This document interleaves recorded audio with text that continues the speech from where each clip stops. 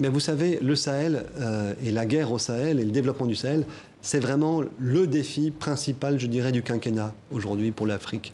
Autant les États-Unis ont eu sur leurs épaules le conflit sur l'Irak, autant les Français, je dirais, sont perçus dans le monde entier comme étant la puissance internationale qui est présente au Sahel. Elle est en crise absolue, le Sahel, et tout d'un coup, le Sahel sort des écrans radars, devient visible, mais à l'occasion d'une crise migratoire, vous savez bien, avec la Méditerranée centrale, une crise terroriste avec les djihadistes, et puis une crise démographique, économique, etc. C'est formidable parce que, enfin, la crise n'est pas formidable, mais cette occasion a été formidable parce que les pays du Sahel se sont rassemblés dans le G5.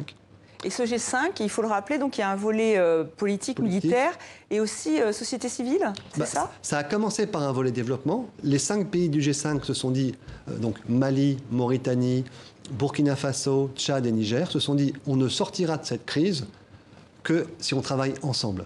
Vous connaissez beaucoup d'endroits dans le monde dans lesquels les pays qui ont une crise de sécurité collective se disent on l'adresse ensemble, impossible en Méditerranée, impossible au Proche-Orient. Donc les Sahéliens nous ont donné une leçon en disant voilà, on s'organise.